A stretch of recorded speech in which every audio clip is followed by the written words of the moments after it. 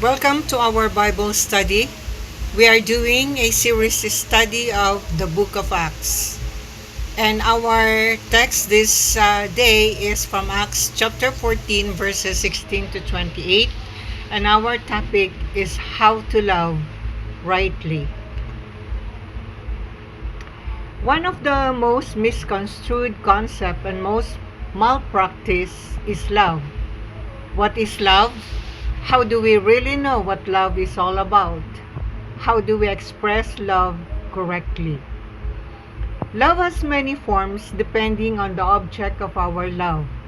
We understand romantic love as part of our sensual attraction, and the object of affection is normally the opposite sex. We have filial love when we love our parents, siblings, friends, or anyone other than the objects of our romantic love. Our romantic and filial love are dependent on positive reasons and conditions. There is another kind of love which is not based on reasons or conditions. This is the kind which is unconditional. A love that does not depend on the objects of love. This kind of love is based on the character of the lover. The unconditional kind of love is directed to people regardless of their qualities. This kind of love is shown in how God loves humankind. God loves us for no reason at all.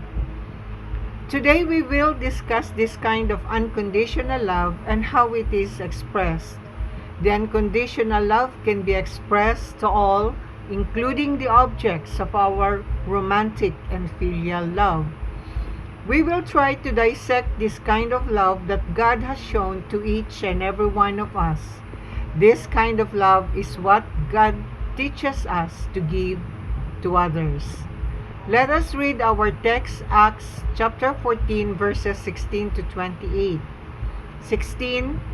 In the past, he let all nations go their own way. Okay, this is the Apostle Paul speaking to people. 17. Yet he has not let himself without testimony. He has shown kindness by giving you rain from heaven and crops in their seasons. He provides you with plenty of food and fill your hearts with joy. 18. Even with these words, they had difficulty keeping the crowd from sacrificing to them. Okay, so these are people in Lystra, and here Paul was able to heal a layman who was born unable to walk from birth. And because of this miracle, the people in Lystra began to worship Paul and Barnabas because they thought that they are gods, because they believe in polytheistic religion where there are several gods. Okay, so even with these words, Paul was telling the people how God has been faithful to them, the true God, the creator and the heavens and the earth. But despite these words, as mentioned in verse 18, the people or the crowd keep on sacrificing to them. 19. Then some Jews came from Antioch and Iconium and won the crowd over. They stoned Paul and dragged him outside the city, thinking he was dead. But after the disciples had gathered around him, he got up and went back into the city. The next day, he and Barnabas left for Derbe. Okay, so some people from Antioch and Iconium who were enemies of Paul and Barnabas and their teachings, they dragged Paul, not only dragged but stoned Paul, and they thought that he was dead, so they left him. But he was not dead, because when his followers gathered around him, he came back.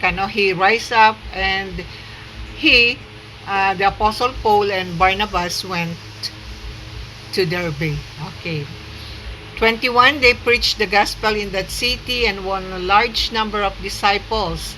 Then they returned to Lystra, Iconium, and Antioch, strengthening the disciples and encouraging them to remain true to the faith. We must go through many hardships to enter the kingdom of God.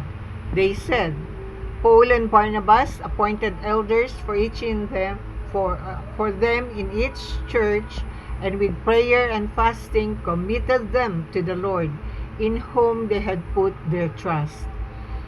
After going through Pisidia, they came to Pamphylia. 25, and when they had preached the word in Perga, they went down to Attalia. 26, from Attalia they sailed back to Antioch, where they had been committed to the grace of God for the work they had now completed. 27, on arriving there, they gathered the church together and reported all that God had done through them and how he had opened a door of faith to the Gentiles. 28, and they stayed there a long time with the disciples. Okay, so we have seen here how the apostles, Paul and Barnabas, went from one place to another teaching the gospel, and also as they teach the gospel, they experience oppression and persecution. And our key verse this day is verse 17, Acts 14:17, and our topic is about love, and this is the kind of love that God has shown. In verse 17, I will read again our key verse. Yet he has not left himself without testimony, referring to God. He has shown kindness by giving you rain from heaven and crops in their seasons. He provides you with plenty of food and fills your hearts with joy. Okay, so this message is being brought to the listeners of the apostles, and with the implication that God has been faithful to them, to the Israelites particularly, despite their unfaithfulness, despite their worship of idols. In our text, Acts 6, chapter 14, verse 16 and 17, verses 16 and 17, the apostles continue to preach the people of Lystra about the one true God, who despite the wickedness of man continue to be kind and to provide everyone with rain, crops, and food for the people to enjoy. This is what our key verse this day is all about, Acts chapter 14, verse 17. In verse 18, the apostles noted that despite God's goodness and kindness, people keep on worshiping other gods, including them, Paul and Barnabas, when they performed the healing of a lame instead of the one true God that they preach about. Paul reminded the Israelites how the one true God continued to be faithful to them, providing them with everything they need in every season of their lives, and yet they often turn to other gods and worship them. Paul is teaching us the unconditional kind of love that God has for each and every one of us. He remained faithful even though we are unfaithful. This is the kind of love Jesus is teaching his followers to have. In many instances in the Bible, Jesus speaks of loving our enemies and praying for those who persecute us. In Luke chapter 6, verse 32, it is stated, "If you love those who love you, what credit is that to you? Even sinners love those who love them." In verse 33, "And if you do good to those who are good to you, what credit is that to you? Even sinners do that." Okay? Luke chapter 6, verse 34, "And if you lend to those from whom you expect repayment, what credit is that to you? Even sinners lend to sinners, expecting to be repaid in full." And in Luke chapter 6, verse 35, it is stated, "But love your enemies, do good to them, and lend to them, without expecting to get anything back. Then your reward will be great, and you will be children of the Most High, because He is kind to the ungrateful and wicked." Jesus is teaching us a kind of love that is different by leaps and bounds to the kind of love that the world is teaching us. Before you think that expressing this kind of love is detrimental to the well-being of a person, think again. God does not want to destroy us at the expense of the well-being of others by loving them the way He teaches us. We must have a balanced outlook of this kind of love. First, because God wants us to love ourselves in the same way that we love others. In Matthew chapter 22 verse 29, it is stated, "And the second is like it." Okay, so this is about the greatest commandments.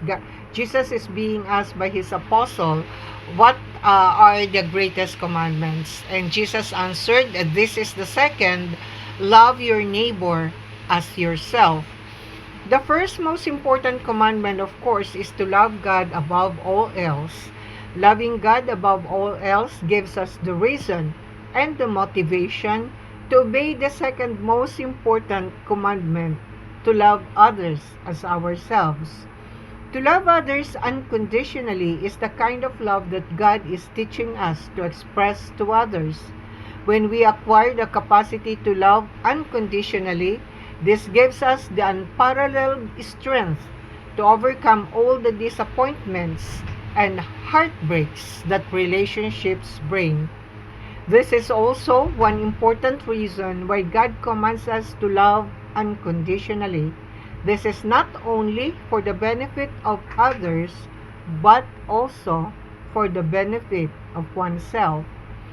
In this life and world, we will encounter what we call the suckers of life. They are leeches of this world who are destined to suck the world and the people around them out of their inherent goodness.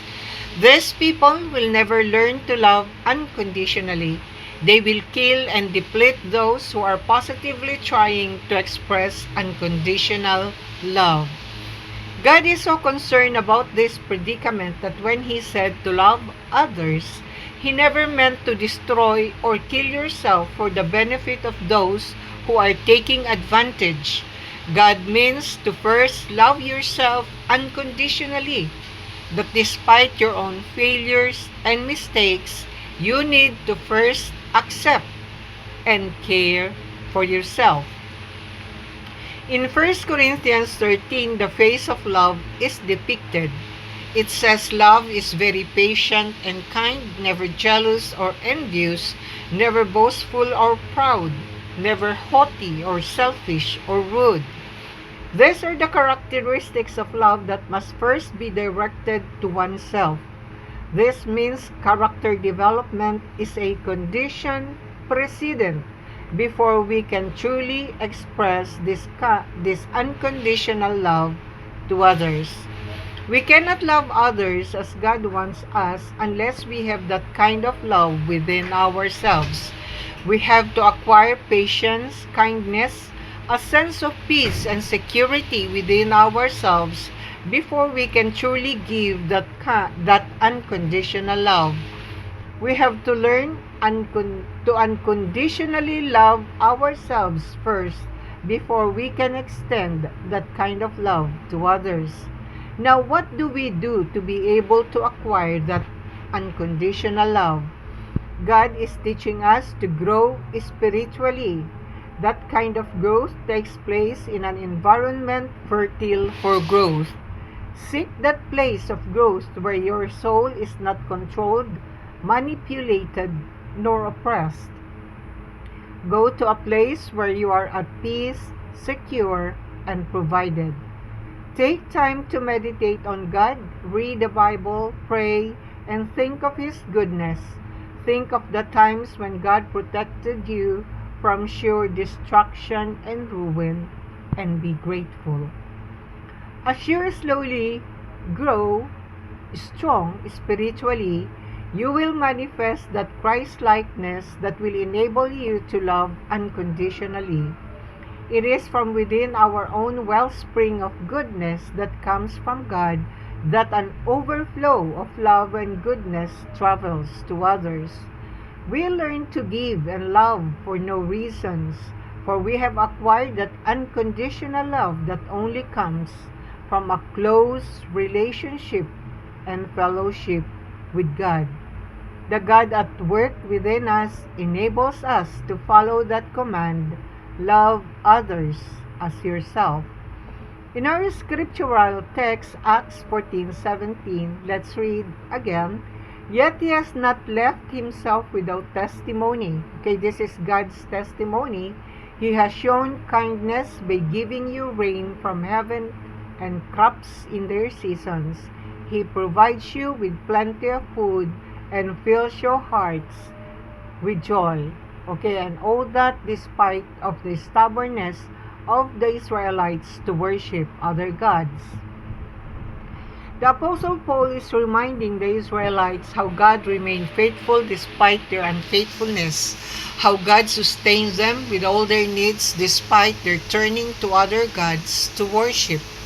When people hurt us, despise us, attempt to ruin us, we can respond to them with the same grace, not with equal force to destroy them. The kind of love that God is teaching us is an act where evil is paid with goodness, and we are able to do this because of the God who is at work in our lives. This, however, does not preclude us to do wise, practical, and legal means to protect ourselves from the darts of the enemies. The opposite of love is hate. People who have hate in their lives are people who are hurt, they have low self-esteem, they are vengeful and narcissistic, they are sick and needed God's healing. If they continue in this lifestyle without seeking genuine repentance, then they will face God's judgment for all their evil deeds.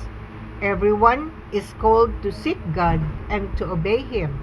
We are created to have relationship and fellowship with God, and unless we are able to do this, we will never find genuine peace, joy, and satisfaction.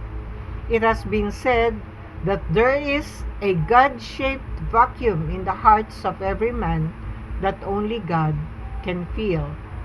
Let us not forget God's mandates to us are for our own good. When He commanded us to love unconditionally, this is for our own good and for the good of everyone. God always wants the best for us. Dear friends, let us love one another just how God truly loves us and is faithful to us. God bless everyone, sending you love and light.